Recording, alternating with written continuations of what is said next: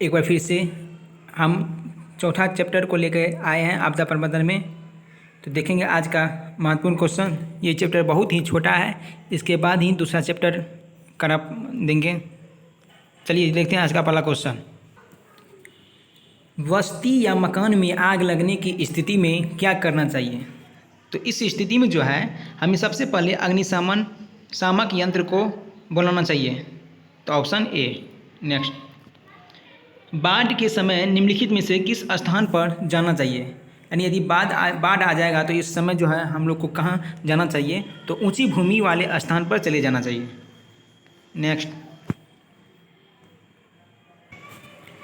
Next देखते हैं, मलबे के नीचे दबे हुए लोगों का पता लगाने के लिए किस यंत्र की मदद ली जाती है? तो ऑप्शन बी, इंफ्रारेड कैमरा का प्रयोग किया जाता है। नेक्स्ट, आग से जलने की स्थिति में जले हुए स्थान पर क्या प्राथमिकी उपचार करना चाहिए? तो ठंडा पानी डालना चाहिए। तो इस चैप्टर में इतना ही था। तो चलते हैं फिर नेक्स्ट वीडियो में नेक्स्ट चैप्टर के साथ।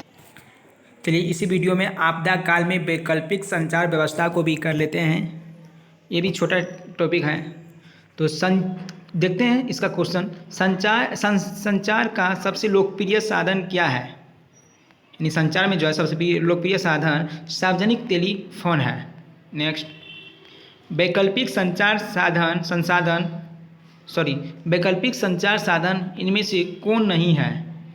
तो अंतरिक्ष ये नहीं है। हेम रेडियो संचार, उपग्रह संचार, ये सब जो है वैकल्पिक संचार है, अंतरिक्ष नहीं है। नेक्स्ट, इनमें से कौन प्राकृतिक आपदा नहीं है? तो इसमें बाढ़, सूखा, भूकंप ये प्राकृतिक आपदा है, लेकिन आतंकवाद प्राकृतिक आपदा नहीं है। नेक्स्ट, सुदूर संवेदी उपग्रह रिमोट सेंसिंग उपग्रह का प्रयोग किस लिए होता है? तो दूर संचार के लिए, ये भी सही है। मौसमी विज्ञान के लिए, इसके लिए भी होता है। संसाधनों की खोज के लिए, इसके लिए भी होता है। यानी इनमें से सभी के लिए दूर संवेदी उपग्रह का प्रयोग किया जाता है। नेक्स्ट, भारत में कितने प्रतिशत भूमि भूकंप प्रभावित है? तो 56% भूमि जो है भारत में ये भूकंप प्रभावित है। Option B. नेक्स्ट, वर्तमान में सबसे अधिक उपयोग देने वाला संसाधन कौन सा है?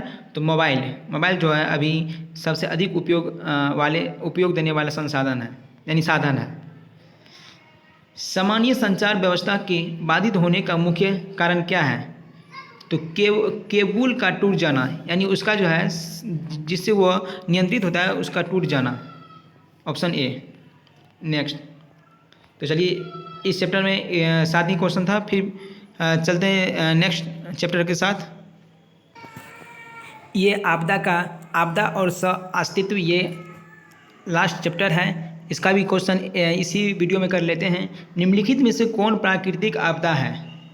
तो भूकंप एक प्रकार का प्राकृतिक आपदा है, और बाद बाकी ये जो है ये आपको मानव जनित, यानी ये आपदा जो है प्राकृतिक आपदा नहीं है।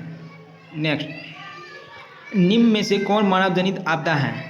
तो सांप्रदायिक दंगा, आतंकवाद, महामारी, ये सब जो है सांप्रदायिक दंगा है, मानव जनित आपदा है। नेक्स्ट, कृषि सुखाड़ होता है किस तरह से होता है? तो जल के अभाव में कृषि सुखाड़ होता है। Option A. यहाँ पे कृषि सुखाड़ जल के अभाव में भी होता है और मिट्टी की नमी के अभाव में भी होता है। तो ये ए और बी दोनों हो जाएगा। नेक्स्ट, बाढ़ से सबसे अधिक हानि होती है?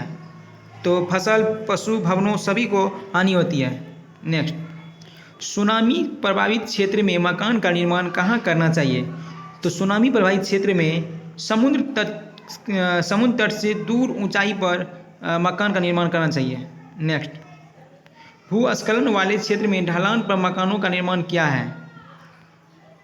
तो ये लाभकारी है। भूस्खलन वाले क्षेत्र में ढलान पर मकान यदि बनाएगा तो लाभकारी सिद्ध होता है। Option C. रिंग बांध किसके लिए उपयोग होता है? तो रिंग बांध जो है बाढ़ के लिए उपयोग होता है। नेक्स्ट, भूकंप संभावित क्षेत्रों में भवनों की आकृति कैसी होती है? तो आयताकार आकृति होती है भूकंप प्रभावित क्षेत्र में। नेक्स्ट, सोनामीटर द्वारा समुद्र तल में क्या नापते हैं? तो सुनामी नापते हैं। नेक्स्ट, आपदा प्रबंधन किसे कहते हैं? तो आपदा प्रबंधन जो है यह प्राकृतिक आपदाओं के दुष्परिणामों को कम करने का उपाय किया जाना चाहिए। यानी आपदा को कैसे हम इसको रोक पाएंगे, उसी के लिए जो ये कोई नियम लागू होता है या कुछ चीज़ का व्यवस्था होता है, तो उसी को हम आपदा प्रबंधन कहते हैं। तो ऑप्शन सी। नेक्स्ट, बिहार में कितनी ज़मीन पर बहुउद्देशीय सामुदायिक भवन का निर्माण की योजना है? तो 4000 वर्ग फीट पर। Option A. नेक्स्ट, आपदा के समय कौन सी समस्या संचार में बाधक होती है? तो मोबाइल टावरों का ट्रांसमिशन टावरों का टूटना। Option A. आपदा प्रबंधन का मुख्य घटक कौन है? तो आपदा प्रबंधन का मुख्य घटक स्थानीय प्रशासन, स्वयंसेवी संगठन, गांव मोहल्ले के लोग, ये सभी है। यानी ये सभी जो है आपदा को तुरंत आपदा आने से जो है ये सभी उपचार कर देते हैं। नेक्स्ट, प्राकृतिक आपदा किसे कहते हैं? तो जन धन को व्यापक हानि पहुंचाने वाली आकस्मिक दुर्घटना, यानी जो प्रकृति के द्वारा घटना होती है उसे प्राकृतिक आपदा कहते हैं। यहाँ ऑप्शन सी हो जाएगा। नेक्स्ट, दक्षिण पूर्व एशिया के देशों में 26 दिसंबर 2004 की कौन सा आपदा आया था? तो सुनामी आया था। तो चलिए आज का क्वेश्चन यहाँ तक ही था। सो आपका जो है आपदा प्रबंधन खत्म हो गया। फिर मिलते हैं नेक्स्ट चैप्टर के साथ, नेक्स्ट सब्जेक्ट के साथ। तब तक के लिए जय हिंद, जय भारत।